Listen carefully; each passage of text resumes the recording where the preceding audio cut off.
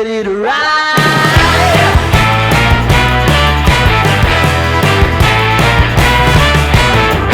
One by one, billion by billion, they're holding up half the sky.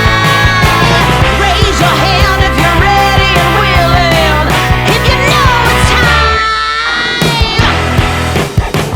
Time for a girl on time.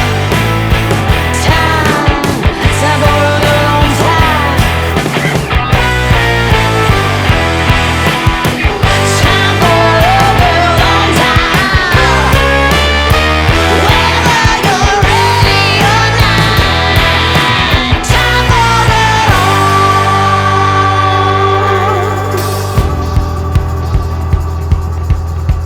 Break free of history.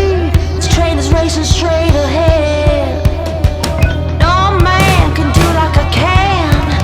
I'm the queen of the land. Haters gonna hate. Won't be sorry now. Shoot me down, but I'll rise again. I'm laying down the law and you've been served. One by one, billion by billion, been holding up half the sky. Raise your hand if you're ready and willing, if you know it's time. Time for a girl on time. Time for a girl on time. Time for a girl on time. Whether you're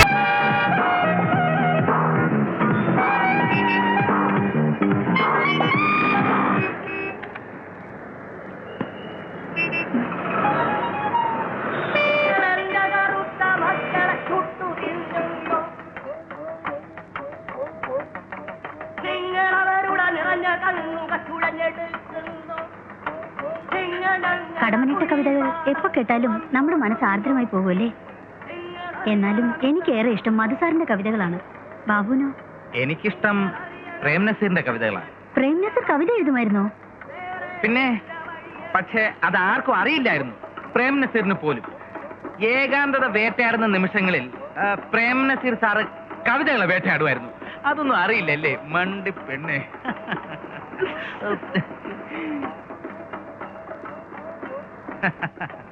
അപ്പൊ നാളെ കവിയരെങ്കിലും വെച്ച് കാണാം. എന്താ? കാണാം. ഓ ശരി. ലക്ഷ്മി, ഇപ്പോഴാ ഓർത്തത്, സുകുമാർ അഴീക്കോടിന്റെ പുതിയ ഡിറ്റക്റ്റീവ് നോവൽ ഇറങ്ങിയിട്ടുണ്ടല്ലോ. ഡിറ്റക്റ്റീവ് നോവലോ? അത് ഞാൻ പറ്റിക്കാൻ പറഞ്ഞതാ, കവിതാ സമാഹാരം.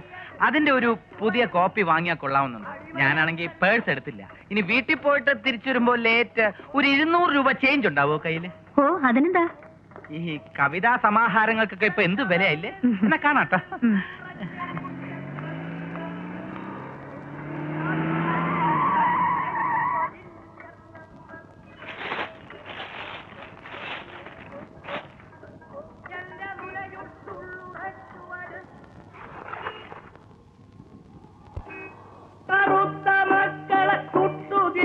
ചുട്ടു തിന്നെങ്കിൽ അത് വിശന്നിട്ടായിരിക്കും. കറുത്ത മക്കൾക്ക് റെസ്റ്റ്. ഇനി കുറച്ചു നേരത്തേക്ക് വെളുത്തത്.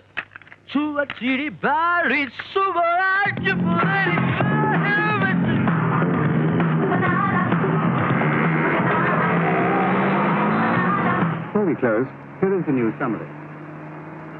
In Madhya Pradesh, polling for 170 assembly seats will take place tomorrow. Noted diplomats and academicians view the Shimla Agreement as the framework for improving Indo-Pak relations.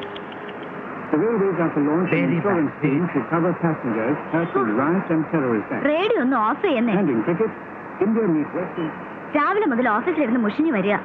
ഏയ് അങ്ങനെ മുഷിഞ്ഞിട്ടൊന്നുമില്ല. AC റൂമിലല്ലേ എപ്പോഴും ഇരിക്കുന്നത്. അങ്ങനെ മുഷിയൊന്നുമില്ല. ഫെർണാണ്ടസിന് അറിയാഞ്ഞിട്ടാ.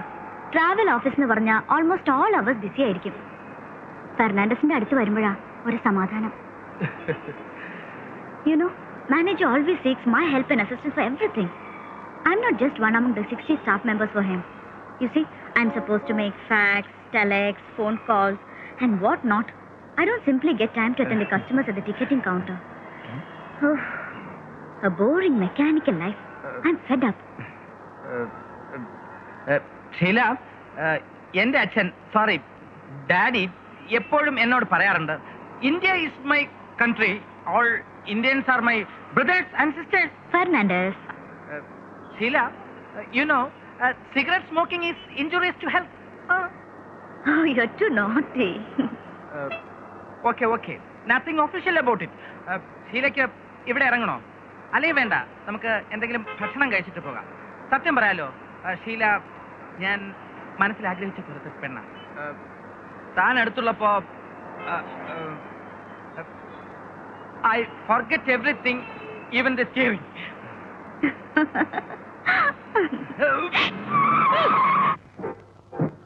92 മോഡലാ, ഒറിജിനൽ കേരള. 180 ഒരു പൈസ കുറയില്ല. ഒരു മിനിറ്റ്. സർവീസ് ചെയ്ത വണ്ടി പോയി എടുക്കാൻ ഇത്ര സമയോ? പല പ്രാവശ്യമായി നീ ഇത് ആവർത്തിക്കുന്നു. എനിക്ക് വണ്ടി കച്ചവടം നടത്താൻ ഒരു പ്യൂണിന്റെ ആവശ്യമില്ല, അത് ഓർമ്മ വേണം. പോയി ചായ മേടിച്ചോണ്ട് പാടും. ഹസനിക്കയുടെ കടയിൽ നല്ല ചൂട് പഴംപൊരി ഉണ്ടാവും. വേണ്ടല്ലേ?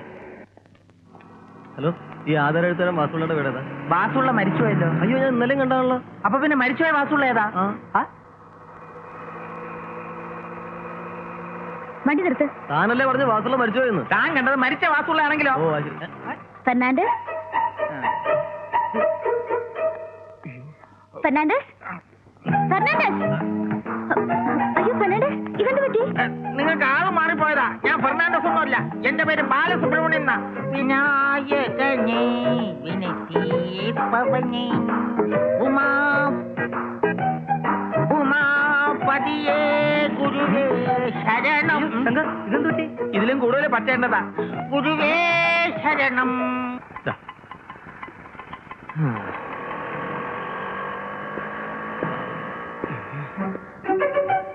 കട പൂട്ടി കിടക്കുന്നല്ലോ. ചേട്ടച്ചാരുടെ വെടി തീർന്നോ?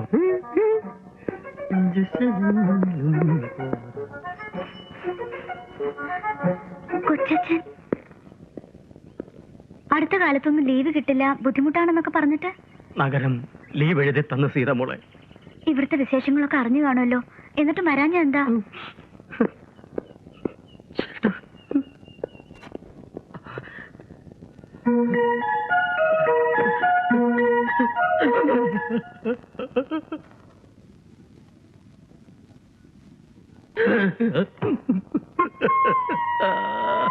ഇതാര് രാഘവേട്ടനോ?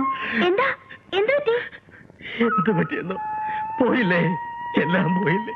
നിങ്ങൾക്കെങ്കിലും ഒരു വാക്ക് എന്നോട് പറയാറുന്നില്ലേ? എന്റെ ഏക ചേട്ടാ, ചേട്ടനെങ്കിലും ഒരു വാക്ക് പറയാറുന്നില്ലേ? അതൊക്കെ പോട്ടെ, ഈ വീടിന്റെ ആധാരവും പ്രമാണവും ഒക്കെ എവിടെ ഇരിക്കുന്നത്? എന്ത്? ഈ വീടിന്റെ ആധാരവും പ്രമാണവും ഒക്കെ എവിടെ വെച്ചിരിക്കുന്നതെന്ന് പറയൂ.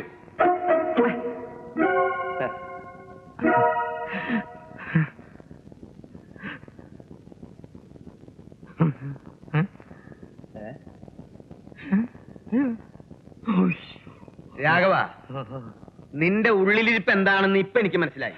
നമ്മൾ രണ്ടാളും ഒരച്ഛന്റെ മക്കളാണോ എന്ന് എനിക്ക് സംശയമുണ്ട്. ഇതുകൊണ്ട് മൂടിക്കോ.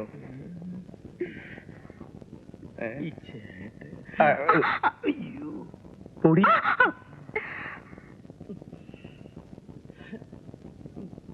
കഷ്ടം, വെറുതെ ആശിച്ചു. ഈ ഫോട്ടോ പരിപാടി നിന്റെയാണോ? അത് ഞങ്ങളുടെ കോളേജിലെ നാടകമാ. അതിന്റെ റിഹേഴ്സലിന് വേണ്ടി ഞാൻ സെറ്റപ്പ് ചെയ്ത് വെച്ചതാ. എന്താ നാടകത്തിന്റെ പേര്? തട്ടിപ്പും വെട്ടിപ്പും. നല്ല പേര്. ആ നാടകം കഴിഞ്ഞ് ഫോട്ടോ ഇങ്ങനെ ഭദ്രമായിട്ട് കൊണ്ടുവരണം. മിക്കവാറും ഉടനെ ഇവിടെ ആവശ്യം വരും. നീ മാറി.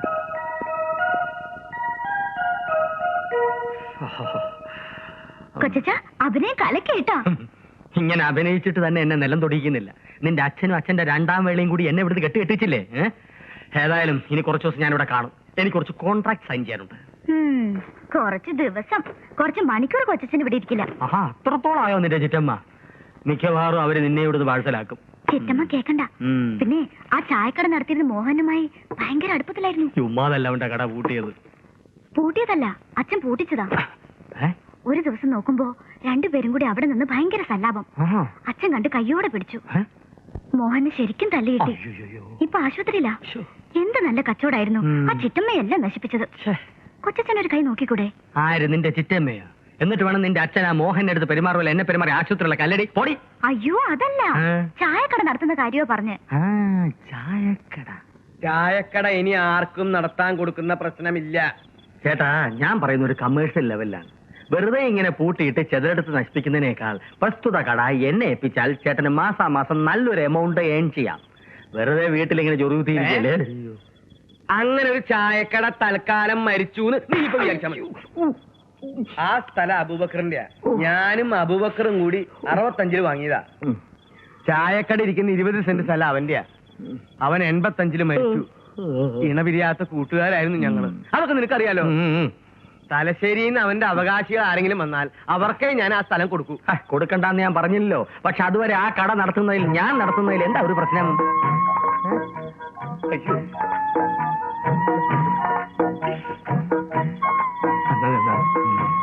അതെ, രാഘവട്ടം പറയുന്നൊരു കാര്യമില്ലേ, കുറച്ച് വാടക കിട്ടുന്നത് വെറുതെ എന്തിനാ നഷ്ടപ്പെടുത്തുന്നത്? ഓ അത് ശരി.